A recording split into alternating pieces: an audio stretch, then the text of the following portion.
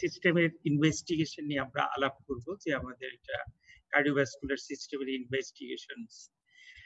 ইনভেস্টিগেশনের আসলে প্রয়োজন হয় সাইন সিমটমের পরে ইনভেস্টিগেশন দিয়ে ডিজিজটা কনফার্ম করার জন্য। কারণ কোনো সাইন সিমটমই কোনো ডিজিজের জন্য একদম পারফেক্টলি পার্টিকুলার না, যে এই সিমটম আছে, এই সাইন আছে, ইট ইজ দি হলমার্ক, যদি করো এটা মানে কনফার্মেটরি না। সেজন্য কনফার্ম করার জন্য ইনভেস্টিগেশন দরকার হয়। আমি professor doctor Mohammad Shahabuddin, professor and head of the Department of Cardiology, Sylhet MAG Osmani medical college. আমি আজকে ক্লাস নিতেছি আপনাদের ইনভেস্টিগেশনস কার্ডিওভাস্কুলার মর্টালিটি। এখানে অনেকগুলো ইনভেস্টিগেশন আছে কার্ডিওভাস্কুলার সিস্টেমে। যত ইনভেস্টিগেশন গুলো আছে সবগুলো ইনভেস্টিগেশন সব রোগীর জন্য প্রযোজ্য না, সব রোগীর জন্য দরকার না। আপনার কোন রোগীর জন্য কোন ধরনের ইনভেস্টিগেশনের দরকার হবে সেটা মানে যাচাই করাটাই আপনার হলো কাজ। আপনি সব রোগীর জন্য সব ইনভেস্টিগেশন করতে দেবেন না। এক সময় বলে স্যাররা বলে যে এই রোগীর জন্য তুমি একটা ইনভেস্টিগেশন যদি করতে হয় তাহলে কোনটা করবে? এখানে দেখেন অনেকগুলো ইনভেস্টিগেশন আছে, 10 থেকে 12টা ইনভেস্টিগেশন লেখা আছে। তো এগুলো সব রোগীর জন্য সব ইনভেস্টিগেশন না, আবারও বলতেছি, তারপরও আছে। যেমন ইসিজির কথা যদি আমরা বলি, আমরা একটা ইসিজি, কিন্তু এছাড়াও আরো ইসিজি আছে। সেটা হলো এক্সারসাইজ ইসিজি আছে, যেটাকে ইটিটি বলে, মানে ইসিজির মতোই লাগানো থাকে এবং এটা ট্রেডমিলের উপরে দৌড়ায়, সেই রকম একটা ইসিজি আছে। এটা এক্সারসাইজ ইসিজি তখন করা হয় যে নরমাল যে ইসিজিতে মানে রেস্টিং ইসিজিতে যদি কোনো অ্যাবনরমালিটি ধরা না পড়ে এবং পেশেন্টের, আমার মনে করি যে পেশেন্টের হার্ট ডিজিজ থাকতে পারে, ইসকেমিক হার্ট ডিজিজ থাকতে পারে, সেই ক্ষেত্রে এক্সারসাইজ ইসিজি করা হয় যদি সে এক্সারসাইজ করতে পারে। এবং হল্টার মনিটরিং এটাও এক ধরনের ইসিজি, কিন্তু এই অবস্থায় 24 ঘন্টার মতো তাকে এই একটা মেশিন বা রেকর্ডার লাগিয়ে দেওয়া হয়, সেই মেশিন দিয়ে তার 24 ঘন্টা হল্টার করে। কখন এটা করে? যখন মনে করা হয় যে তার অ্যারিথমিয়া থাকতে পারে, এবং প্যারক্সিজমাল অ্যারিথমিয়া, মাঝে মাঝে অ্যারিথমিয়া হয়, মাঝে মাঝে হয় না। কারণ আমরা যখন রেস্টিং ইসিজি করি তখন আমরা 30 সেকেন্ড আমরা একটা ইসিজি এর মধ্যে হয়, ওই অবস্থায় অ্যারিথমিয়া যদি ধরা না পড়ে তাহলে হয়তো দিনের অন্য একটা সময় হইলো। সেজন্য 24 ঘন্টার মধ্যে যদি অ্যারিথমিয়া হয় তাহলে ওই হল্টারে ধরা পড়বে। হল্টারটা হলো 24 ঘন্টার ইসিজি রেকর্ড করতে থাকবে। এটা ছোট্ট একটা ওয়ান ব্যান্ড রেডিওর মতো মানুষের শরীরের মধ্যে লাগাই দেওয়া হয়, এবং ইসিজি বিভিন্ন জায়গায় লিড দিয়ে লাগাই দিয়ে ওইটা রেডিওর মধ্যে শরীরের মধ্যে লাগাই রাখা হয়, এবং এটা 24 ঘন্টার পরে খুলে আবার অ্যানালাইসিস করে তারপর ইসিজি স্ট্রিপ গুলো দেখা হয়। এবং আরেকটা আছে লুপ রেকর্ডার, এটা এক ধরনের পেসমেকারের মতো শরীরের ভিতরে ইমপ্লান্ট করে দেওয়া হয়। যদি ওই অ্যারিথমিয়া 24 ঘন্টার মধ্যে ধরা না পড়ে, কিন্তু রোগীটার যদি অ্যারিথমিয়ার সিমটম থাকে, অ্যারিথমিয়ার সিমটম মানে প্যালপিটেশন, আনএক্সপ্লেইনড প্যালপিটেশন, কিছু দিয়ে এক্সপ্লেইনড হয় না, অথবা আনএক্সপ্লেইনড সিনকোপ, মাঝে মাঝে সে অজ্ঞান হয়ে পড়ে যায়, কিন্তু 24 ঘন্টার হল্টারেও ধরা পড়লো না, তখন একটা করে কি পেসমেকারের মতো যন্ত্র, লুপ রেকর্ডার শরীরের মধ্যে বসাই দেওয়া হয়। সে দীর্ঘদিন 3 বছর 5 বছর পর্যন্ত এই শরীরের ভিতরে যত ধরনের ইসিজি আছে সেটা সে রেকর্ড করে, এবং এই রেকর্ড করার পরে এটা মনিটর করা যায়, বাইরে থেকেই মনিটর করা যায়, ওখান থেকে না খুলেই। রিমোট মনিটরের মাধ্যমে বোঝা যায় যে তার শরীরের ভিতরে কোনো ধরনের অ্যারিথমিয়া আছে কিনা। এটা হলো বিভিন্ন মডালিটিস ইসিজির জন্য। কিন্তু আমরা ম্যাক্সিমাম ক্ষেত্রে মানে 90% এর উপরই আমাদের রেস্টিং ইসিজি দরকার হয়, এবং রেস্টিং ইসিজি দিয়ে আমরা কথা বলবো। এরপরে এক্সরে, এক্সরেটা খুব এসেনশিয়াল এই জন্য যে এক্সরেতে দিয়ে আমরা মানে একটা খুব সিম্পল এবং নন ইনভেসিভ টেস্ট, এটা দিয়ে আমরা হার্ট, লাংস এবং মানে ভেসেলস, গ্রেট ভেসেলস গুলা আমরা বুঝতে পারবো, হার্ট চেম্বার গুলো বড় আছে কিনা, লাংসে কোনো ধরনের প্লেথরিক অথবা অলিগমিক কন্ডিশন আছে কিনা, গ্রেট ভেসেলস গুলো কেমন আছে, হার্টের বর্ডার পরীক্ষার সময় খুব ভালোভাবে জিজ্ঞাসা করে, লেফট হার্ট মানে বর্ডার কি দিয়ে ফর্ম হয়, এবং লেফট এট্রিয়াল এনলার্জমেন্ট যদি হয় তাহলে তার ইম্পিডেন্স কিভাবে পাওয়া যায়, খুব বিগ কোশ্চেন। এরপরে একটা বায়োমার্কার, বায়োমার্কারের ভিতরে হলো বিএনপি, NT-proBNP এবং ট্রোপোনিন। বিএনপি হলো হার্ট ফেলিয়ারের জন্য এবং ট্রোপোনিন এবং যেগুলো হলো কার্ডিয়াক ইনজুরি, মায়োকার্ডিয়াল ইনফার্কশন অথবা নন-STMI এর জন্য ডিটেক্ট করার জন্য। ইকোকার্ডিওগ্রাম দিয়ে আমরা ডাইরেক্ট কার্ডিয়াক স্ট্রাকচার গুলো দেখতে পারি। এর মধ্যে বিভিন্ন মডালিটিস আছে, ইকো মানে 2D সাদা কালো অথবা কালার ডপলার, তারপরে হলো যে কোনো ক্ষেত্রে হলো ট্রান্সএসোফেজিয়াল, গলার ভিতর দিয়ে একটা প্রব ঢোকাই দিয়ে দেখা হয়। আর একটা হলো স্ট্রেস ইকো, ওই যে সমস্ত রোগী ইটিটি করতে পারবে না, দৌড়তে পারবে না, সেই সমস্ত রোগীকে স্ট্রেস দেওয়া হয়, তার মানে ডোবুটামিন দিয়ে হার্ট রেট বাড়ানো হয়। এরপরে তার ইকোকার্ডিওগ্রাম করা হয় রেস্ট এবং নরমাল পজিশনে। এটা দিয়ে তার যারা ইটিটি করতে না পারে তাদের একটা বিকল্প পথ হিসাবে। আর ট্রান্সএসোফেজিয়াল করা হয় যে মানে নরমাল 2D এবং কালার ডপলার ইকোতে যে সমস্ত সূক্ষ্ম স্ট্রাকচার গুলো ধরা পড়ে না, যে মনে করো কনজেনিটাল একটা এইচডি আছে যেটা মানে নরমাল 2D এবং কালার ডপলারে ধরা পড়লো না, সেটা ট্রান্সএসোফেজিয়াল করে বোঝা যায়। অথবা লেফট এট্রিয়াল থ্রোম্বাস আছে, যেটা লেফট এট্রিয়াল থ্রোম্বাস এই নরমাল ইকোতে আসে নাই, সেটা ডিটেক্ট করার জন্য ট্রান্সএসোফেজিয়াল ইকো করা হয়। খুব সিলেক্টিভলি সব ক্ষেত্রে করা হয় না। ম্যাক্সিমাম ক্ষেত্রে 2D and colour Doppler eco করা হয়। 2D টা হলো এমনকি আল্ট্রাসোনোগ্রাম মেশিন দিয়েও 2D করা যায়। 2D তে হলো স্ট্রাকচার গুলো দেখা যায় হার্টের, মায়োকার্ডিয়াম, এন্ডোকার্ডিয়াম, পেরিকার্ডিয়াম, এই সমস্ত স্ট্রাকচার গুলো দেখা যাবে এবং এর যদি কোনো প্যাথোলজি থাকে তো মনে করেন যে মায়োকার্ডিয়ামের মানে কন্ট্রাকশন আছে কিনা দেখার জন্য আমরা ইনজেকশন ফ্রাকশন দেখতে পারবো। এরপর এন্ডোকার্ডিয়ামের কোনো প্রবলেম আছে কিনা, এন্ডোকার্ডাইটিস আছে কিনা অথবা কোনো ভালভে কোনো প্রবলেম আছে কিনা সেটা দেখার জন্য আইদার স্টোনোস্টপ রিগার্জিটেশন, সেটা দেখার জন্য অবশ্য ডপলার লাগবে, কিন্তু ভালভে কোনো স্ট্রাকচার আইডেন্টিফাই করার জন্য 2D যথেষ্ট। এরপরে হলো পেরিকার্ডিয়ামের কোনো ক্যালসিফিকেশন অথবা ভুন্ড আছে কিনা বোঝা যাবে। As a whole cardiac structure, cardiomyopathy আছে কিনা সেটা ইকো করলে বোঝা যাবে। এবং ইকো 2D এবং ডপলারের মধ্যে পার্থক্য এটাই, ডপলার করলে রিগার্জিটেন্ট রেট যেটা আছে সেটা বোঝা যায়, যেমন মাইট্রাল রিগার্জিটেশন, এওর্টিক রিগার্জিটেশন, এই যে ব্লাডটা রিগার্জিটেন্ট করে সেটা আমরা কালার ডপলার করলে বুঝতে পারি। অথবা যদি কোনো কনজেনিটাল ডিফেক্ট থাকে তখন আমরা কালার ডপলার করলে বুঝতে পারি। কালার ডপলারের মানে লিমিটেড ইউজ হলো আইদার ভালভুলার অথবা কনজেনিটাল হার্ট ডিজিজ যদি থাকে তাহলে সেক্ষেত্রে কালার ডপলার। এছাড়া প্রায় 80% ক্ষেত্রে normal 2D echocardiogram is sufficient. এরপরে কার্ডিয়াক ক্যাথেটারাইজেশন, দুই ধরনের ক্যাথেটারাইজেশন আছে, একটা লেফট হার্ট, একটা right heart.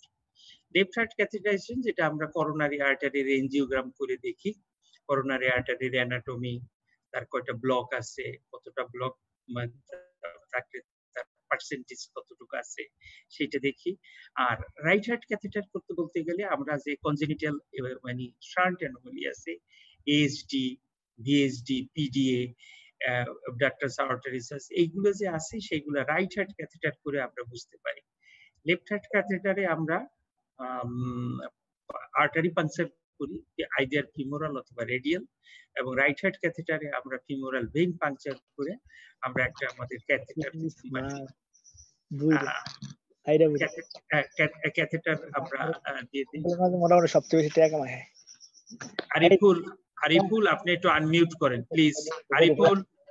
Ariful Alam, Ashraful Alam unmute করেন আপনাকে। Ashraful unmute, thank you.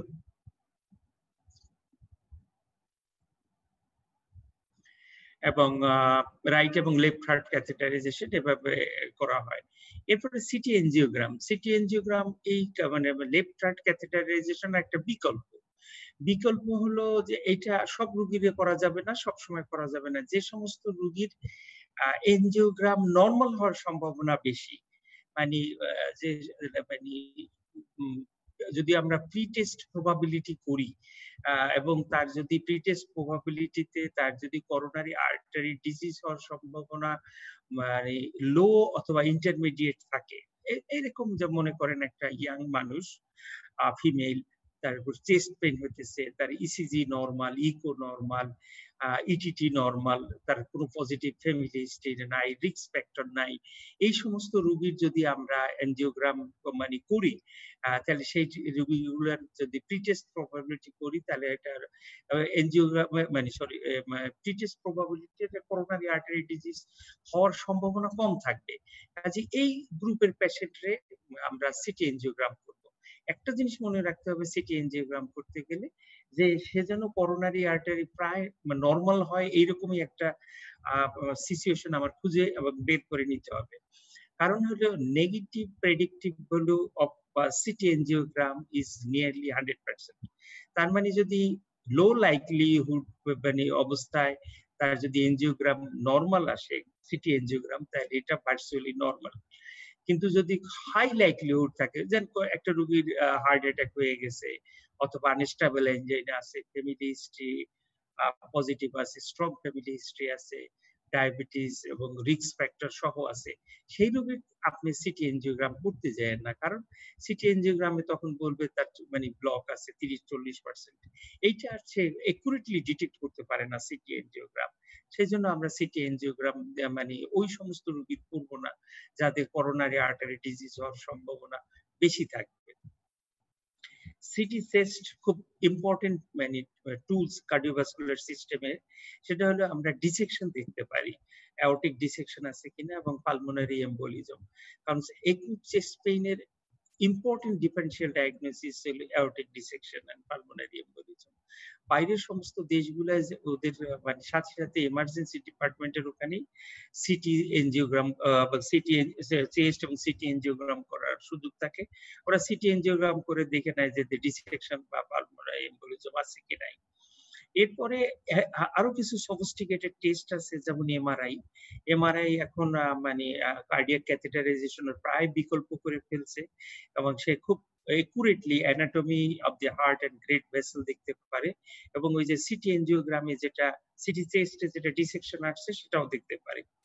এবং ইলেকট্রোফিজিওলজি স্টাডি, ইপি স্টাডি বলে, এটা যে ক্ষেত্রে আমাদের অ্যারিথমিয়া থাকবে, আইদার সাসপেক্টেড অথবা নোন, সেই সমস্ত অ্যারিথমিয়া ডিটেক্ট করার জন্য ইপি স্টাডি করা যায়, অথবা এর ট্রিটমেন্টের জন্য রেডিও ফ্রিকোয়েন্সি অ্যাবলেশন করার জন্য ইপি স্টাডি করা যায়।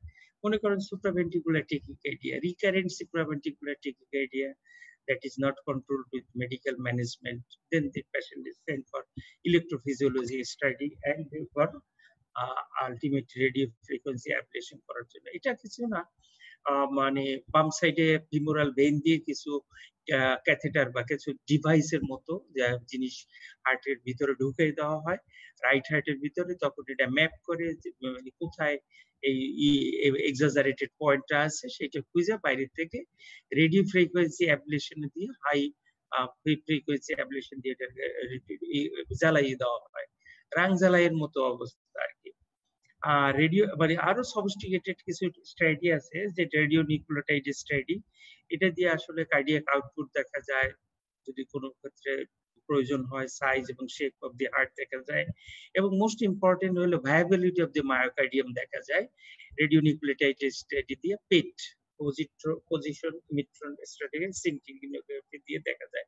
তার মানে হচ্ছে আমার একটা রোগীর যদি হার্ট অ্যাটাক হয়ে যেয়ে থাকে, তার 2টা বা 3টা করোনারি আর্টারিতে ব্লক আছে, তার ইনজেকশন ফাংশন কম আছে, এই রোগীটাকে যদি আমি পিসিআই বা পিটিসি রিং অথবা বাইপাস করি, এই রোগীটা আদৌ কোনো লাভ হবে কিনা, হ্যাঁ, এটা বোঝার জন্য যে এক ধরনের পরীক্ষা আছে, সেটারে রেডিও নিউক্লিওটাইড স্টাডি বলে। এই পরীক্ষার মাধ্যমে যদি আমরা দেখি তার ভায়াবল মায়োকার্ডিয়াম আছে, তাহলে আমরা তার জন্য পরবর্তী স্টেপে যাই, আইদার বাইপাস অথবা সিএপিজি। আর যদি দেখি ভায়াবল মায়োকার্ডিয়াম নাই, তাহলে তার মেডিকেল ম্যানেজমেন্টে থাকতে বলা হয়। কারণ মেডিকেল ম্যানেজমেন্টের উপরে এই ক্ষেত্রে যদি ফিক্সড ডিফেক্ট থাকে, যেমন এটা কি করে একটা রেডিও আইসোটোপ ইনজেকশন দিয়ে দেয়, এবং তখন দেখা যে মানে যে হার্টের অ্যাক্টিভ যে টিস্যু গুলো আছে সেগুলো এটা নেয়, এবং এগুলা পরে এটা আবার এটা ছেড়ে দেয়। তো যখন নেয় তখন ওই গামা রে দিয়ে একটা ডিটেক্ট করে এক ধরনের ছবি, আর যখন ছেড়ে দেয় তখন এক ধরনের ছবি। কিন্তু যে জায়গাটা ডেড এবং নেক্রোস্ট হয়ে আছে, সেই জায়গাটা এই টিস্যু আর ওই নেয় না। কোনো ধরনের নেয়, তো তখন এটা ডিটেক্ট করে এই যে জায়গাটা ফিক্সড আছে, এই জায়গাটা ভায়াবল না, অতএব এই জায়গাটায় আর মানে এনজিওপ্লাস্টি করে লাভ নেই। আমি এত সব কথা বললাম এই জন্য যে প্রথম দিকে আমরা মাত্র ৫-৬ জন দিয়ে শুরু করছিলাম, যদিও এখন মাত্র আমাদের ৪০ জন।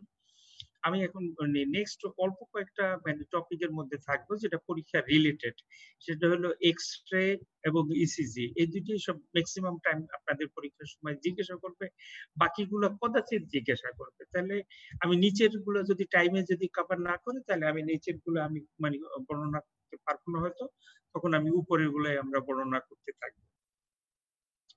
এখন আমরা আসি, দেখি কি অবস্থা আছে। তাহলে আমরা প্রথম যেটা আসবো সেটা হলো ইসিজির কথা বলবো আমরা, যে ইসিজিটা কি। ইসিজি আসলে দেখেন যে এটা হার্টের ভিতরে যে electrical activity, that is depolarization and repolarization ঘটতে থাকে। এই ডিপোলারাইজেশন এবং রিপোলারাইজেশন যেটা ঘটে এটা ইলেকট্রিভিটি, এবং এই ইলেকট্রিক্যাল অ্যাক্টিভিটির একটা গ্রাফিক্যাল রিপ্রেজেন্টেশন। তাই ECG is nothing but the graphical recording of the electrical activity of the heart.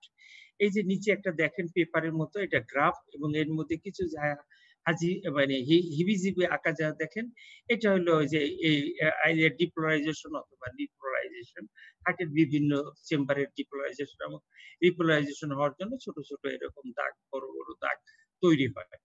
এবং ইট ইজ টেকেন মানে outside of the body by placing surface electrodes that are attached to the skin.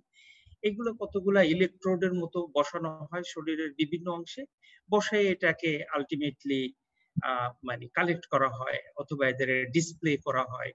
কোনো মনিটরে যদি দেখা যায় তাহলে display আকারে দেখতে পারেন, কোনো যদি প্রিন্টেড কাগজে দেখায় তাহলে মানে আপনি ইসিজি পেপার হিসাবে দেখা যায়।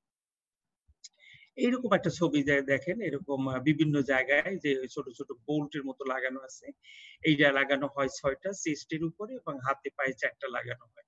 এইরকম ১০টা এই যেটাকে বলা হয় ইলেকট্রোড, এই ১০টা ইলেকট্রোড লাগানোর পরে আমরা 12 লিড ইসিজি পাই। লিড মানে হইতেছে একটা মানে ক্যামেরার মানে ইলেকট্রোডের ভার্সন থেকে যে ইলেকট্রিক্যাল সিগন্যালটা নেয় সেটা আলটিমেটলি একটা মানে এমপ্লিফায়ার থাকে, সেই এমপ্লিফায়ারটাকে এমপ্লিফাইড করে এবং এটা আলটিমেটলি কনভার্ট করে একটা ওয়েভ ফর্মে।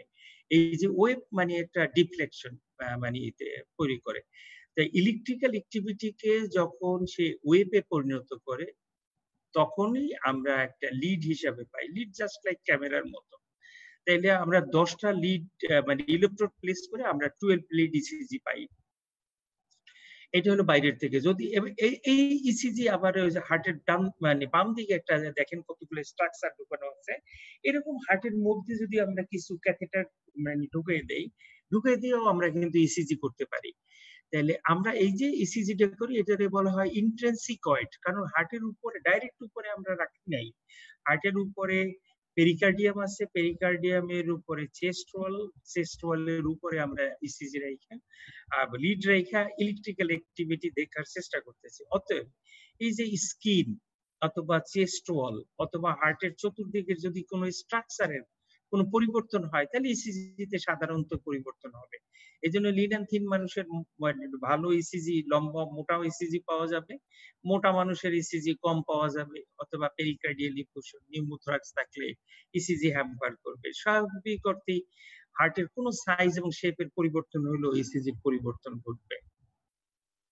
আমরা যদি ফিজিওলজিক্যাল বেসিস দেখি ইসিজির, যদি ওটা এখানে আলাপ করার কথা না আপনার, আমরা তারপর একটু ফিজিওলজিক্যাল বেসিস দেখি, তাহলে ইলেকট্রিক্যাল যে অ্যাক্টিভিটি থাকে ডিপোলারাইজেশন আইডিয়ার অ্যাওর্টা অথবা আপনার হলো মানে আর্টারি রাইট এবং লেফট অ্যাওর্টার এট্রিয়ামের যদি দেখি, এখানে তাহলে ছোট্ট একটা কারেন্টের মতো তৈরি হয় এবং এই কারেন্টটার ৩টে দিক থাকে, একটা ডিরেকশন থাকে, একটা অ্যামপ্লিটিউড থাকে আর একটা টাইমিং থাকে। এটা একটা নির্দিষ্ট টাইমে একদিকে যাইতে থাকে এবং এই সিগন্যাল যেগুলো আছে সেগুলো অ্যামপ্লিফাইড করা হয় এবং প্রিন্টেড করা হয় এবং এটা মনিটরে দেখতে পারেন অথবা প্রিন্টেড করে। এবং সাইনাস রিদমের সময় এসএনও ট্রিগার করে এবং এসএনও ট্রিগার করার পরে দুই এট্রিয়াম ডিপোলারাইজেশন হওয়ার জন্য যে একটা ওয়েভ তৈরি হয় সেটাকে আমরা পি ওয়েভ বলবো, এবং এই ডিপোলারাইজেশন ওয়েভটা তখন পি ওয়েভ থেকে আস্তে করে নিচের দিকে যাবে এবং সে এবি নোডে মানে প্রবেশ করবে। আপনারা জানেন যে এট্রিয়াম এবং ভেন্ট্রিকেল টোটালি ইন্ডিপেন্ডেন্ট দুইটা স্ট্রাকচার। এটা একটা ফাইব্রাস মানে রিং দিয়ে সেপারেট করা থাকে। শুধুমাত্র এবি নোড হতে সেটা বর্ডার। এই এবি নোড যদি না থাকতো তাহলে এট্রিয়াল ইম্পালস কোনো ক্রমে ভেন্ট্রিকেলে যেতে পারতো না। যদি মনে করেন ভারত এবং বাংলাদেশের মধ্যে যে সীমান্ত আছে সেই রকম সীমান্তের মধ্যে একটা কাঁটাতারের বেড়া দেওয়া আছে। শুধুমাত্র মানে বর্ডার দিয়ে আপনি যেতে পারবেন, এই এবি নোড সেই বর্ডার। এবং গেট এন্ট্রি এবি নোডের ভিতরে ইম্পালসটা ঢোকার পরে এখানে কিছু ডিপোলারাইজেশন ডিলে হয়, এটা ফিজিওলজিক্যাল ডিলে, কারণ এখানে সেলগুলো খুব ছোট থাকে, এখানে ফাংশনাল সেন্সিটিয়াম থাকে না, মানে ফাইবারের অ্যারেঞ্জমেন্টস গুলো লংলিটিউডিনাল না থেকে রাইট অ্যাঙ্গেলে থাকে, অতএব এখানে একটা ডিলে হয়। এটিএল ডিপোলারাইজেশন হইতে 0.1 সেকেন্ড লাগে, আর ঠিক এবি ডিপোলারাইজেশন হইতেও 0.1 সেকেন্ড লাগে, কিন্তু এই ডিপোলারাইজেশন ইসিজি তে কোনো ওয়েভ তৈরি করে না, এটা ইসিজি তে দেখা যায় না, কিন্তু এই ডিপোলারাইজেশনের টার্মটা পিআর ইন্টারভেল হিসাবে আমরা ওখানে দেখতে পারি। এরপরে এটা বান্ডেল অফ ভিস থেকে রাইট এবং লেফট বান্ডেল দিয়ে পারকিনজি ফাইবারের ভিতর থেকে ভেন্ট্রিকেলকে ডিপোলারাইজেশন করবে, এবং যে ডিপোলারাইজেশন করার পরে ভেন্ট্রিকুলের যে ডিপোলারাইজেশন হবে তার জন্য আমরা কিউআরএস কমপ্লেক্স পাবো। একটা জিনিস খেয়াল রাখবেন, সেটা হলো পি ওয়েভ তৈরি হয় ডিপোলারাইজেশন অফ দি এট্রিয়ামের জন্য, নট ডিউ টু কন্ট্রাকশন, আর কিউআরএস কমপ্লেক্স তৈরি হয় ventricular depolarization not due to contraction. Contraction initiate করে হলো সিস্টল, কিন্তু মানে পি ওয়েভ অথবা কিউআরএস ওয়েভ না। এইরকম একটা গ্রাফিক্যাল প্রেজেন্টেশন দিছি আমরা, এরকম লিড লাগানো হয় ডান হাত ডান পায়ে, এবং ডান হাত ডান পায়ে, বাম হাত বাম পায়ে, লাগানোর পরে 4টা, আর চেস্ট লিড ওখানে দেখছেন 6টা। এই লাগানোর পরে এটা একটা লিড সিলেক্টর বা অ্যাম্পলিফায়ার এখানে অ্যাম্পলিফাই করে, তারপরে এটা এই সিগন্যালটাকে ট্রান্সফার করা হয় একটা ওয়েভ ফর্মে। ওয়েভ মানে ওয়েভ কিছুই না, এটা একটা ডিফ্লেকশন।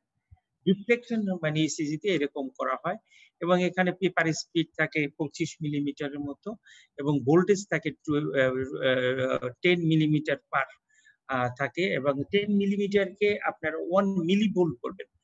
এবং এই জিনিসগুলো একটু ভুল না হয়, জানো ভুল না হয় কি, যে পেপার স্পিড দেখবেন 25 মিলিমিটার পার সেকেন্ড, আপনি যেভাবেই দেন না কেন পেপারটার স্পিড আপনার মেশিনে আপনি রেকর্ড মানে চেঞ্জ করতে পারেন। এটাকে 50 করতে পারেন, 12.5 করতে পারেন। 12.5 করলে দেখাবে যে টেকিকার্ডিয়া, আর 50 করলে দেখবেন যে আপনি ব্র্যাডিকার্ডিয়া তৈরি করে ফেলছেন ইসিজিতে। আর হলো ভোল্টেজ, ভোল্টেজ দেখা যায় কি অনেক ক্ষেত্রে ডাবল মানে 2 মিলি ভোল্ট দিয়ে দেয় এইখানে, 1 মিলি ভোল্টের জায়গায় 2 মিলি ভোল্ট, তার মানে হলো 20 মিলিমিটার মানে স্ট্যান্ডার্ডাইজেশন করে ফেলে। এই 20 মিলিমিটার স্ট্যান্ডার্ডাইজেশন করে ফেললে মানে কার্ডিয়াক মানে চেম্বার গুলো বড় দেখায়। এটাও খেয়াল রাখতে হবে যে এখানে আমার স্ট্যান্ডার্ডাইজেশন 10 মিলিমিটার, তার মানে হচ্ছে 1 মিলি ভোল্ট আছে কিনা এবং পেপার স্পিডটা আছে কিনা। এবং এই যে ইন্টারভেল গুলোর পরে এখানে আমরা যদি ছবি দেখি, তাহলে যদি আমরা এই দুইটা এটিএম এর ডিপোলারাইজেশনের জন্য আমরা পি ওয়েভ পাবো, এবং যখন এই দিকে গেলে ভেন্ট্রিকেলের এবি নোডের ডিপোলারাইজেশনের জন্য আমরা এখান থেকে পিআর ইন্টারভেলটা এটা পাবো, এখান থেকে পি এবং এটা, এবং অ্যাকচুয়ালি যদি আমরা এবি নোডাল ডিলে দেখি তার পিআর সেগমেন্ট দেখবো এই পি থেকে এই আর পর্যন্ত। এরপরে এটিএল ভেন্ট্রিকুলার ডিপোলারাইজেশনের জন্য এই কিউআরএস কমপ্লেক্স দেখবো, এবং এই ভেন্ট্রিকুলার রিপোলারাইজেশনের জন্য টিও বা এসটিটি সেগমেন্ট দেখবো। আর আলটিমেটলি এটিএল ডিপোলারাইজেশনটা আসলে বারিড হয়ে যায় ভেন্ট্রিকুলার ভিতরে, এই জন্য দেখা যায় না। এবং যদি আমরা একটা ইসিজি তে দেখি এরকম দেখবো যে ফার্স্ট যে আপওয়ার্ড একটা ডিফ্লেকশন থাকে, এটা পি ওয়েভ বলি আমরা এটাকে, এটা P wave due to atrial depolarization, এবং এটিএল ডিপোলারাইজেশন আগে বলছি আমরা নাই। এরপরে যে এইখান থেকে এইটুকু হলো পিআর সেগমেন্ট, আর এই থেকে যদি ধরি বিগিনিং অফ দি পি এবং বিগিনিং অফ দি আর অথবা কিউ যদি দেখি, সেটাকে বলবো আমরা পিআর ইন্টারভেল বলবো। এই পিআর ইন্টারভেলটা হলো বোথ মানে atrial depolarization and ebinodal depolarization এই দুইটা কভার করে যখন সেটাকে আমরা বলবো পিয়ার ইন্টারভ্যাল। দেখেন এখানে লেখা আছে পিয়ার ইন্টারভ্যাল 0.2, কারণ আমরা আগে বলছি atrial depolarization হইতে লাগবে 0.1 সেকেন্ড এবং ebinodal depolarization 0.1 সেকেন্ড। তো 0.1, 0.1, 0.2 সেকেন্ড যদি কোনো মানে কমপ্লেক্স 0.2 সেকেন্ডের বেশি যায়, মানে পিয়ার ইন্টারভ্যাল 0.2 সেকেন্ডের বেশি যায় যে এটা প্রলং, তখন এটাকে আমরা ফার্স্ট ডিগ্রি হার্ট ব্লক বলবো। এরপরে হলো ফার্স্ট মানে কিউআরএস কমপ্লেক্স যখন শুরু হবে এটা হলো ভেন্ট্রিকুলার ডিপোলারাইজেশনের জন্য। ইনিশিয়াল যে ডিপোলারাইজেশনের জন্য যে ফার্স্ট ডাউনওয়ার্ড ডিফ্লেকশন থাকবে তাকে আমরা কিউ বলবো। এর কিউ হলো এখান থেকে শুরু হয়ে এই পর্যন্ত এবং এটা ফিরে আসবে। এই যে departs from return to baseline, এখান থেকে যেটা এই পর্যন্ত আসবে সেটা হলো আর ওয়েভ। এবং এই মানে কিউ ওয়েভ সেপ্টাল ডিপোলারাইজেশনের জন্য, আর ওয়েভ হলো মেইন ভেন্ট্রিকুলার মাসেলের ডিপোলারাইজেশনের জন্য, এবং এস ওয়েভ এটা নেগেটিভ ওয়েভ, এটা হলো either basal part of the interventricular septum এবং posterior basal part of the septum ডিপোলারাইজেশনের জন্য। এটা মানে ফ্রম মানে লেফট টু রাইট যায় এবং এটা away from the main vector যায়, সেজন্য এটা নেগেটিভ হয়। এবং সেপ্টাল ডিপোলারাইজেশন এটাও নেগেটিভ হয় কারণ it's always runs from left to right. Septal depolarisation এটা মেইন ভেক্টরের উল্টা দিকে থাকে, সেজন্য যদি কোনো কমপ্লেক্স আপনারা নিচের দিকে দেখেন এই আইসোইলেকট্রিক লাইনের নিচে, তাহলে আপনারা ভাববেন যে মেইন ভেক্টর যেটা আছে মেইন ভেক্টরের মানে বিপরীতে আমার এখানে এই ডিরেকশনটা থাকে। ভেক্টর কিছুই না, যে ডিপোলারাইজেশন হওয়ার জন্য যে কারেন্ট তৈরি হয়, এই কারেন্টের যে একটা দিক থাকে, কোন দিকে সেটা যাচ্ছে সেই দিকটা হলো ভেক্টর। এটা হলো যদি অনেক ভেক্টর তৈরি হয়, মিলিয়নস ভেক্টর তৈরি হয় একটা ডিপোলারাইজেশনে, এই সমস্ত ভেক্টর গুলো মিলে যোগ হয়, একদিকে গেলে আরেক দিকে গেলে বিপরীত দিকে দিলে বিয়োগ হয়, পাশাপাশি যদি থাকে তাহলে সামেশন মানে উল্টা দিক থেকে হইলে অর্ধেক সামেশন হয়। এই যে মানে যোগ বিয়োগ সামেশন ডিস্ট্রাকশন এগুলো সবকিছু করে সে একটা মেইন ভেক্টর তৈরি করে এবং সেটা নিচের দিকে ডাউনওয়ার্ডস এন্ড লেফট যায়।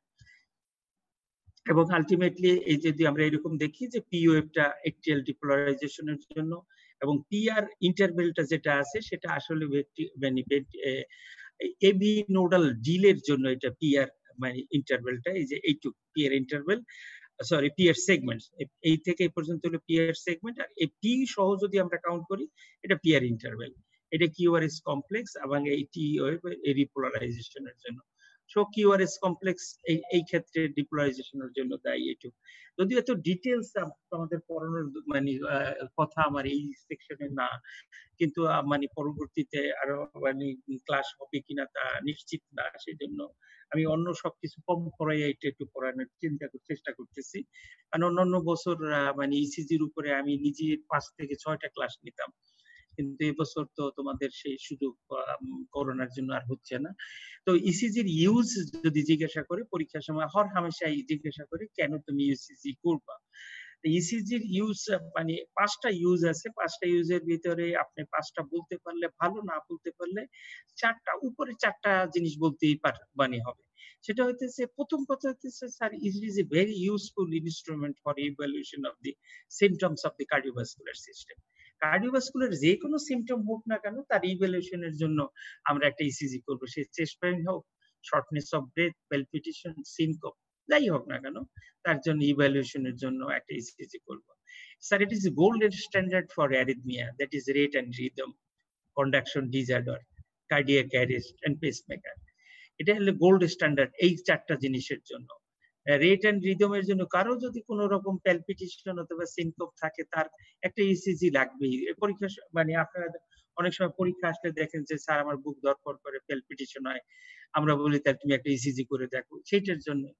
এবং রিদমের কোন কাজ আমার হার্টবিট স্যার মাঝে মাঝে মনে হয় বন্ধ হয়ে যায়, আমার বিট থাকে না, অতএব একটা ইসিজি করো।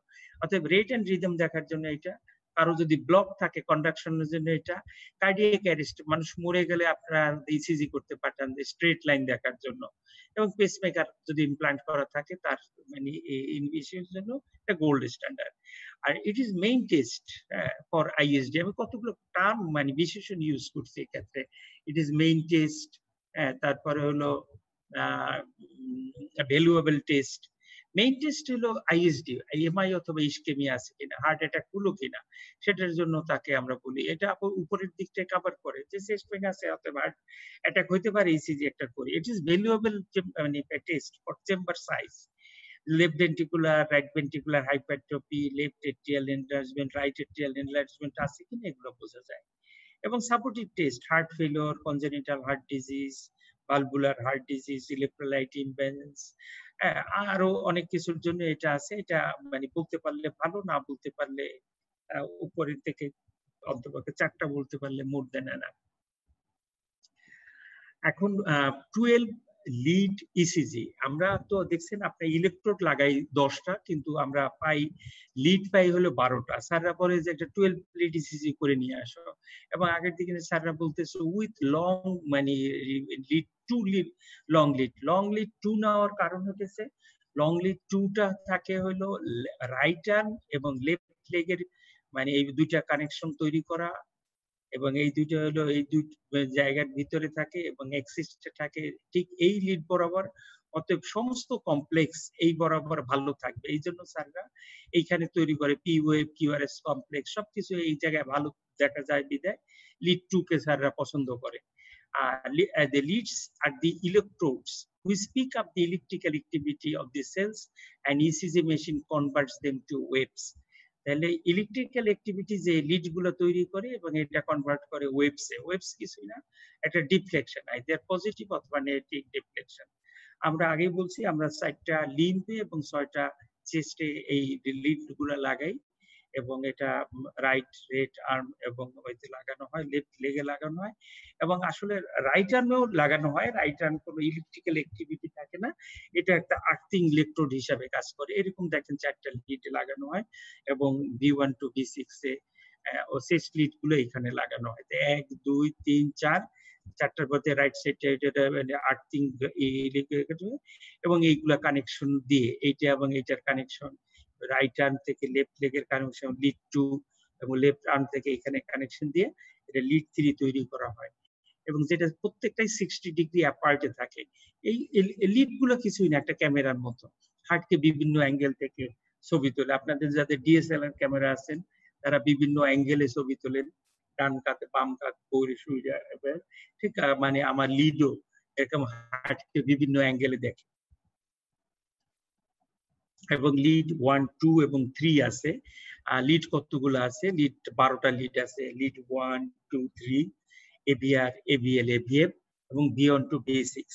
এর ভিতরে লিড 1 2 3 এটা বাইপোলার লিড, কারণ এটা দুইটা লিম লিডকে যোগ করা হয় এবং দুইটা লিম লিডের ইলেকট্রিক্যাল ডিফারেন্স ডিটেক্ট করে।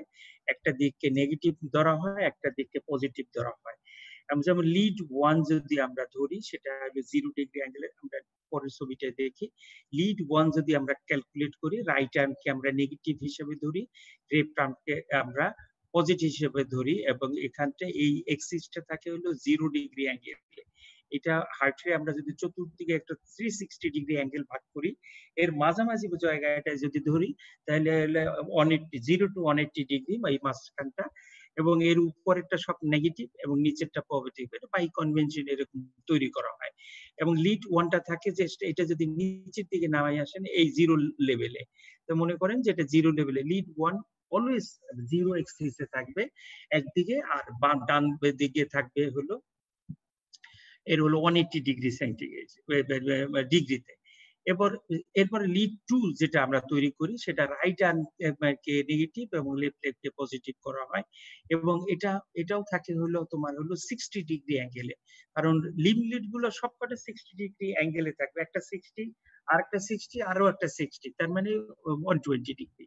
এবং লিড 3 এইভাবে লেফট আর্ম এবং লেফট লেগে থাকে, এটাও থাকে হলো আরো 60 ডিগ্রি বেশি, তার মানে 120 ডিগ্রি অ্যাপ্রোচে থাকে। তাহলে লিড 1 0, লিড 2 60 ডিগ্রি এবং লিড 3 হলো 120 ডিগ্রি অ্যাঙ্গেলের ভিতরে থাকে। এবং এর ক্ষেত্রে আরো কিছু অগমেন্টেড লিড আছে আমাদের, যেমন এভিআর, এভিএল এবং এভিএফ।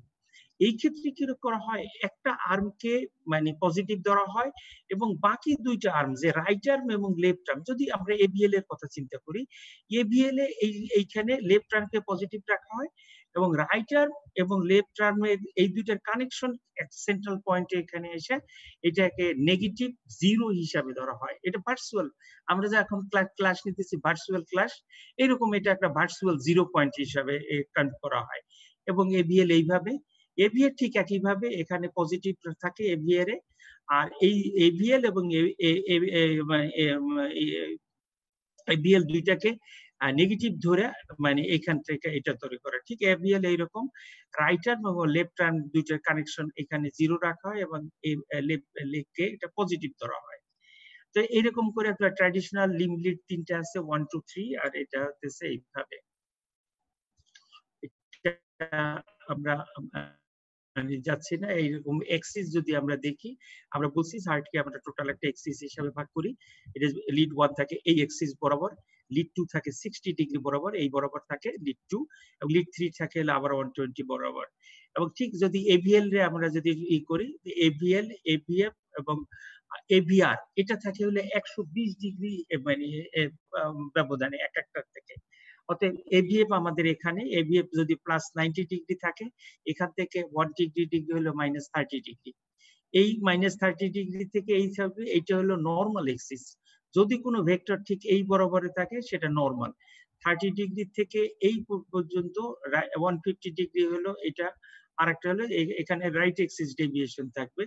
এখানে 30 থেকে মাইনাস 30 পর্যন্ত এটা রাইট এক্সিস ডেভিয়েশন, আর প্লাস 30 থেকে এখানে 180 পর্যন্ত এটা রাইট এক্সিস ডেভিয়েশন থাকবে, আর এখানটায় থাকবে লেফট এক্সিস ডেভিয়েশন মাইনাস 30 থেকে। আমরা পরে দেখতেছি এক্সিসটা। আর এভাবে আমরা এই যে অ্যাঙ্গেল গুলো করলাম, লিড 1 এ 0 ডিগ্রি এবং লিড 2 এবং 3 60 আর এভিএল এ মাইনাস 30 ডিগ্রি, এভিএফ এ প্লাস 90 ডিগ্রি এবং 120 ডিগ্রি। এটা আমি আগে বলে ফেলছি আপনাকে, লিড আমরা বলতেছি এটা হলো ভেক্টর। ছবি দিয়ে দেখি যে ডিপোলারাইজেশন হওয়ার পরে ইলেকট্রিক্যাল কারেন্ট যে তৈরি হয় বিভিন্ন ডিরেকশনে যায়। যদি বিপরীত ডিরেকশনে যায়, এদিকে একটা যায় এদিকে একটা যায়, যদি এটা 2 2 করে হয় এটা 0, কাজে এর রেজাল্টেন্ট ভোট 0। কিন্তু একই দিকে যদি যায় এটা হবে 4। এইটা এইদিকে এইটা এদিকে, এইটা দুটো যোগ করলে মানে অর্ধেক অর্ধেক করে যোগ করলে 1.5 করে 3 হবে। অতএব এই সমস্ত যোগ করে এটা একটা মেইন ভেক্টর আসবে, সেটা হলো এইদিকে। যদি কোনো ইম্পালস এইদিকে যায় সেটা পজিটিভ হবে। এইখান থেকে যদি এইদিকে আমরা, কারণ আমরা যদি আমাদের লিড গুলা যদি সিলেক্ট করি, আমরা যদি লিড গুলা সিলেক্ট করি এইখানে এই দিকটায়, তাহলে আমরা যে সমস্ত মানে লিড গুলো এইখানে সিলেক্ট করব, সেই সমস্ত লিড গুলা থেকে যে ইলেকট্রিক্যাল ইম্পালস আসবে সেগুলো পজিটিভ আসবে। যদি আমরা এইখান থেকে কোনো লিড সিলেক্ট করি যদি দেখতে চাই, তাহলে সেটা নেগেটিভ হবে। এইখানে শুধুমাত্র এভিআর আমরা একটা সেট করি, এভিআর এ নেগেটিভ আসবে কারণ এটা এক্সিস এর বিপরীতে যায়, সবগুলো পজিটিভ আসবে। দেখেন মেইন ভেক্টরটা এরকম তৈরি হয়, নিচের দিকে যায়, ডাউনওয়ার্ড লেফট সাইডে যায়, এবং এই মেইন ভেক্টরের সাথে আমাদের হিসাব ছবিতে দেখি। এখন যদি আমরা ওই যে মেইন ভেক্টরের উপরের দিকটা দেখেন, এটা এখন যদি আমরা যদি লিড গুলো প্লেস করি, লিড গুলো যদি আমরা ভেক্টরের পজিটিভ যে দিকটা যায় সেদিকে যদি প্লেস করি, তাহলে আমাদের এরকম পজিটিভ ডিফ্লেকশন হবে। আমরা যদি ঠিক তার পিছনের দিকে প্লেস করি, ভেক্টরটা এইদিকে যাচ্ছে, আমরা এইখানে একটা লিড প্লেস করে আমরা এটা দেখতে চাই, তাহলে আমরা এটা নেগেটিভ ডিফ্লেকশন পাবো। দেখেন একই ধরনের মানে ইম্পালস, একই ধরনের ইলেকট্রিক্যাল কারেন্ট আমরা বিভিন্ন লিড বিভিন্ন জায়গায় দেওয়ার জন্য আমরা বিভিন্ন রকম শেপ দেখতে পাই। এই জন্য ইসিজি তে দেখবেন 12 লিড ইসিজি তে বিভিন্ন জায়গায় বিভিন্ন রকম শেপ থাকবে, কোনোটা একটু ছোট, কোনোটা বড়, কোনোটা উল্টা। এই উল্টাটা দেখবেন হলো এভিআর এ, কারণ এটা এভিআর নেওয়া হয় just opposite to the main কমপ্লেক্সের থেকে। আবার যদি আমরা এমন একটা পারপেন্ডিকুলার ওয়েতে নেই যে ভেক্টরটা আমাদের ভেক্টরটা আমাদের এইভাবে যাচ্ছে, আমরা লিড এটা পারপেন্ডিকুলারলি দিলাম, তখন এখানে আইসোইলেকট্রিক লিড পাবো, একবার উপরের দিকে একবার নিচের দিকে।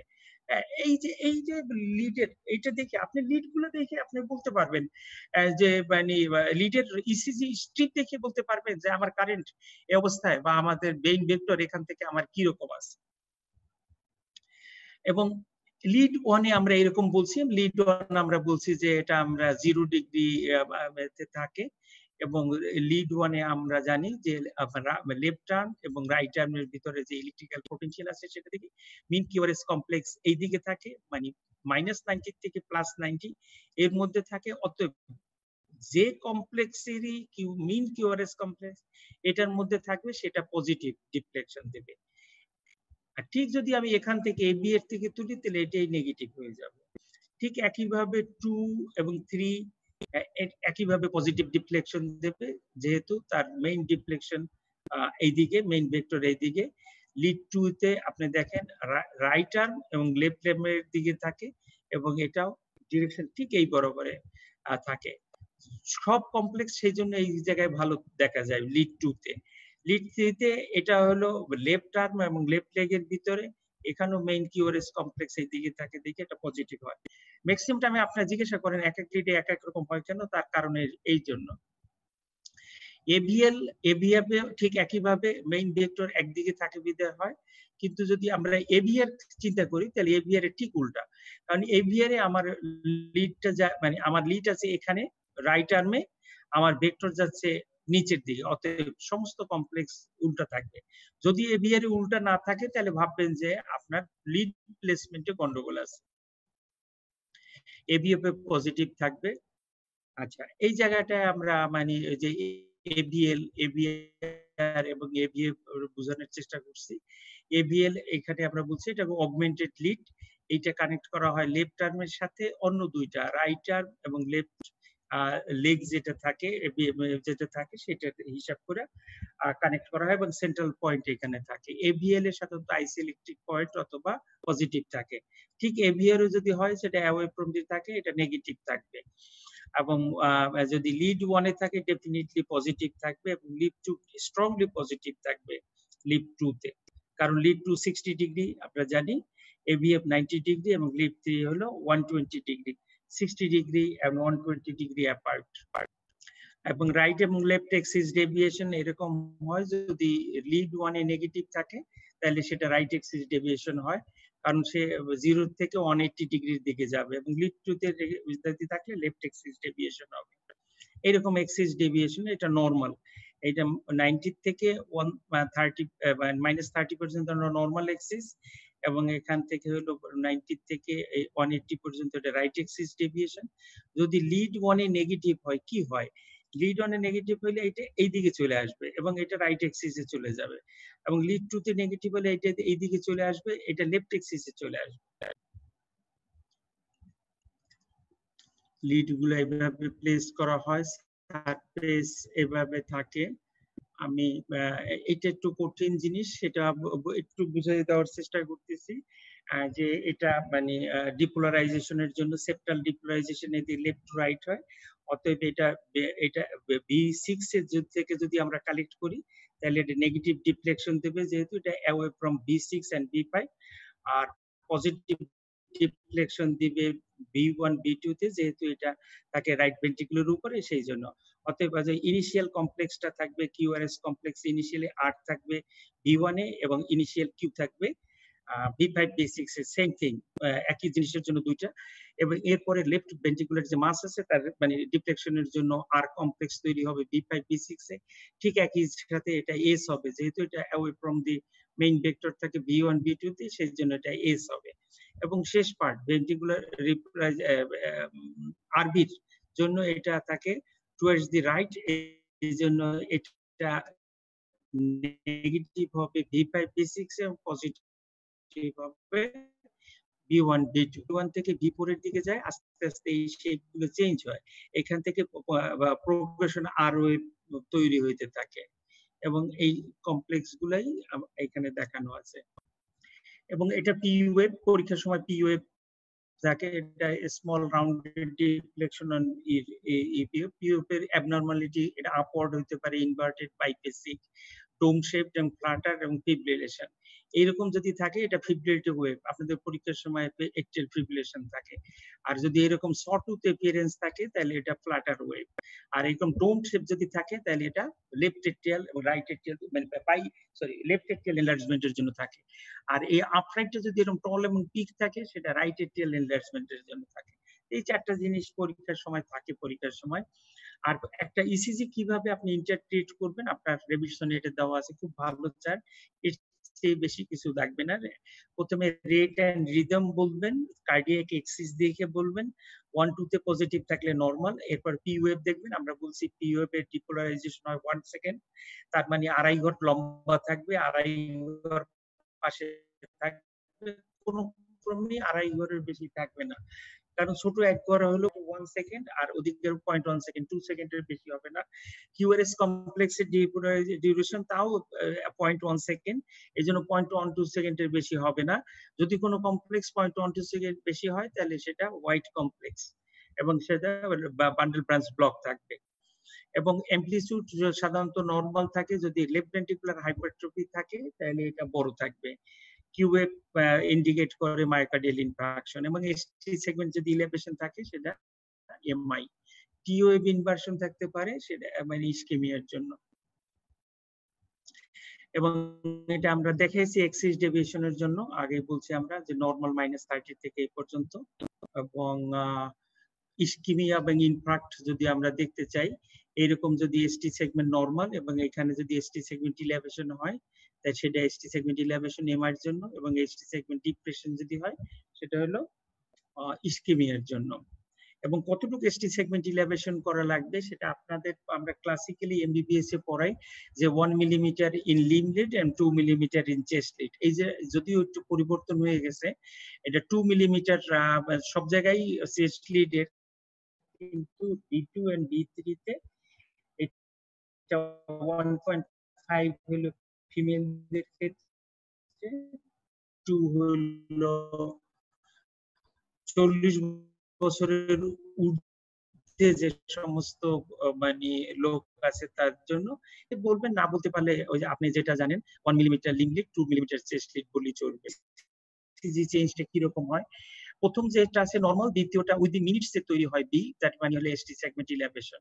1 ঘন্টার মধ্যে কিউ ওয়েভ ডেভেলপ করে এবং এসটি সেগমেন্টটা আগের চেয়ে একটু কমতে থাকে এবং কিউ ওয়েভ ডেভেলপ করে, এবং একদিনের মধ্যে এটা কিউ ডেভেলপ করে এবং এসটি সেগমেন্টটা নেমে আসে এবং কি ইনভার্টেড হয়, এবং এক সপ্তাহের মধ্যে এটা ডিপ কিউ তৈরি হয়ে যায়, এসটি সেগমেন্ট আইসোলেটেড থাকে এবং টি ইনভার্সন থাকে। পরীক্ষার সময় খুব জিজ্ঞাসা করা হয়, কাজে এটা আপনি ডেভিডসনের ছবি, এরকম আমি মিনিটস আওয়ার এখানে তুলে দিছি, এটা দেখবেন। এরকম যদি এসটি সেগমেন্ট ইলেভেশন থাকে 1 ABL B1 to B6, এটা এন্টিরিয়র এমআই, এবং এটা যদি 2-3 ABF এ থাকে তাহলে এটা ইনফেরিয়র এমআই। লেফট এট্রিয়াল এনলার্জমেন্টের জন্য এরকম যদি লেফট এট্রিয়াল এনলার্জমেন্ট থাকে তাহলে ব্রড এন্ড বাইপিট থাকবে হলো পি ওয়েভ 2-3 ABF এ, এবং যদি রাইট এট্রিয়াল এনলার্জমেন্ট হয় তাহলে 2-3 ABF এ এটা থাকবে হলো টল এবং পিক থাকবে। লেফট ভেন্ট্রিকুলার হাইপারট্রফি থাকলে এটা আর মানে আর ওয়েভ V5 V6 এ plus S in V1, V1 এ মোর দ্যান 35 মিলিমিটারের মতো থাকবে। রাইট ভেন্ট্রিকুলার যদি এনলার্জমেন্ট হয় তাহলে V1 এ আর এর হাইট আপনার কম থাকবে, কিন্তু সেখানে V1 এ আর এর হাইট বেশি থাকবে এবং রাইট এক্সিস ডেভিয়েশন থাকবে। এরকম যদি ন্যারো কমপ্লেক্স রেগুলার টেকিকার্ডিয়া থাকে এটা সুপ্রাভেন্ট্রিকুলার টেকিকার্ডিয়া, এখানে কোনো পি ওয়েভ থাকবে না। এটা যদি হোয়াইট কমপ্লেক্স টেকিকার্ডিয়া থাকে তাহলে এখানে পি ওয়েভ থাকবে না, এটা ভেন্ট্রিকুলার টেকিকার্ডিয়া। এরকম যদি ব্রড বিজারি কমপ্লেক্স থাকে, যেন কোনো ডেফিনিট ফর্ম নাই, এটা ভেন্ট্রিকুলার ফিব্রিলেশন। এরকম যদি থাকে যে রেট এন্ড রিদমের ইরেগুলারিটি আছে, পি ওয়েভ বোঝা যাবে না, সেটা হলো atrial fibrillation. Atrial Flutter regular থাকবে কিন্তু ওয়েভটা ফ্লাটার ওয়েতে থাকবে। এক্সারসাইজ ইসিজি আপনাদেরকে আমি বলছি, যখন হলো ইসিজি তে ধরা পড়বে না তখন এক্সারসাইজ ইসিজি করবেন। এটা হলো মানে ক্রনিক স্টেবল অ্যানজাইনা ডায়াগনোসিস করার জন্য, অথবা ট্রিটমেন্ট দিলাম, ট্রিটমেন্ট কেমন ভালো হলো এটা বোঝার জন্য, এবং এমআই পরে ট্রিটমেন্ট মানে কতটুকু রিহ্যাবিলিটেশন করবে অথবা এক্সারসাইজ করবে, ট্রিটমেন্ট করলাম, রিং বা বাইপাস করলাম, ইটিটি করে দেখলাম সে ভালো হলো কিনা, এই তো কতগুলো কেসের জন্য করা যেতে পারে। কিন্তু যে কোনো ফিব্রাইল কন্ডিশন অথবা লাইফ থ্রেটানিং ভেন্ট্রিকুলার এরিথমিয়া অথবা decompensated heart failure, acute coronary syndrome, এটা কন্ট্রাইন্ডিকেটেড। অ্যাম্বুলেটরি ইসিজি, লুপ রেকর্ডের উপর বড় হয়েছে। বায়োমার্কার আমরা দুইটা ক্ষেত্রে করি, বিএনপি এন্টি প্রো বিএনপি আমরা ইউজ করি হার্ট ফেলিওরের ক্ষেত্রে, এবং ট্রোপোনিন ইউজ করি আমরা এমআই এর ক্ষেত্রে। কিন্তু ট্রোপোনিন অন্যান্য কারণেও বাড়ে, সেটা হলো পালমোনারি এম্বোলিজম, সেপটিক শক, এই সমস্ত কারণের জন্য। এটা একটা চার্ট আছে আপনার ট্রোপোনিন আই এর মানে কেন বাড়ে সেটার জন্য। এক্স রে ভিতরে সবচেয়ে ইম্পর্টেন্ট যে জিনিসটা হলো কার্ডিওমেগালি আছে কিনা এটা বোঝার জন্য। এই পরীক্ষায় এইটা জিজ্ঞাসা করে যে লেফট বর্ডার অফ হার্ট কি দিয়ে তৈরি হয়। আপনার উপর দিক থেকে যদি শুরু করতে পারেন ভালো, শুরু না করতে পারলে আমি একটু মানে কম বুদ্ধিমান, সেই জন্য আমি নিচ থেকে শুরু করি। নিচ থেকে শুরু করলে হলে লেফট ভেন্ট্রিকেলটা বলাই যায় যে লেফট ভেন্ট্রিকেল আছে, লেফট ভেন্ট্রিকেলের পরে লেফট এট্রিয়াম আছে, এটা বোঝা যায়। লেফট ভেন্ট্রিকেল, লেফট এট্রিয়াম, এরপরে পালমোনারি আর্টারি আছে এবং অ্যাওর্টা আছে। তো উপর থেকে যদি মনে করেন aorta, pulmonary trunk, left atrium এবং লেফট ভেন্ট্রিকেল, এইটা দিয়ে আপনি ফর্ম করে। তো স্যাররা জিজ্ঞাসা করে যে স্ট্রেটিং কেন হয়? লেফট এট্রিয়াল যে অ্যাপেন্ডিক্স আছে এটা ফুল হয়ে যায় এবং পালমোনারি কোনাসটা ফুল হয়ে যায়। এই জন্য এই যে কোনাসটা ফুল হয়ে গেল, এটা একটা স্ট্রেট লাইন হিসাবে আসে। মাইট্রাল স্টেনোসিসে এটা থাকে। পরীক্ষার সময় জিজ্ঞাসা করে যে কার্ডিওমেগালি কিভাবে বুঝবা? যদি দেখা যায় transverse diameter of the heart এবং ট্রান্সভার্স কার্ডিওথোরাসিক অ্যাঙ্গেল যদি বেশি হয়, তাহলে এটা 50% এর বেশি হলে হার্টটা এনলার্জড বোঝা যাবে। আরেকটা ভালো ফর্মুলা হচ্ছে যে হার্টটা এইভাবে দুই ভাগে ভাগ করে যে ম্যাক্সিমাম যে ডায়ামিটারে দুই দিক থেকে বড় আছে সেটা যোগ করে যদি এই কষ্ট মানে মানে চেস্ট ওয়ালের এই ডায়ামিটারের চেয়ে বেশি হয়, তাহলে এটা কার্ডিওমেগালি বলা হয়।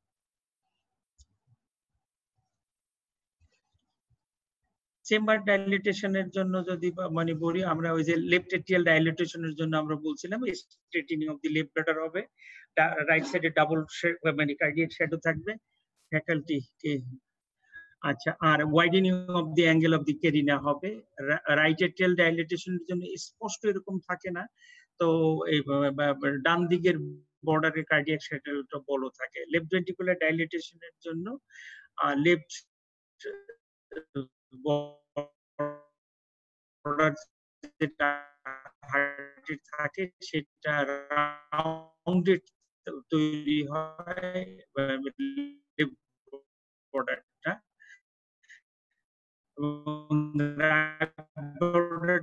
যদি হয় সেটা স্ট্রেটেনিং হয়ে উপরের দিকে যায়। আমরা ছবি দেখি, এটা হলো যে লেফট এট্রিয়াল এনলার্জমেন্টের জন্য এরকম মানে রাইট এট্রিয়াল এনলার্জমেন্টের যখন ইকো আবিষ্কার হয় নাই, তাদের স্পেসটা অবলিটারেট হতে এটা দেখা যেত। লেফট ভেন্ট্রিকুলার হাইপারট্রফিতে এরকম কার্ডিয়াক শ্যাডো বড় থাকে এবং এই যে মানে এটা থাকে, এটা রাউন্ডেড শেপে থাকে কার্ডিয়াক লেফট সাইডের বর্ডারটা। আর যদি রাইট সাইডে এই যে বর্ডারটা দেখেন এখানে, এটা একটা বুট শেপের মতো থাকে এবং এটা রাইট ভেন্ট্রিকুলার হাইপারট্রফি হওয়ার পরে এটা হলো যে অ্যাপেক্স থেকে উপরের দিকে উঠানো থাকে।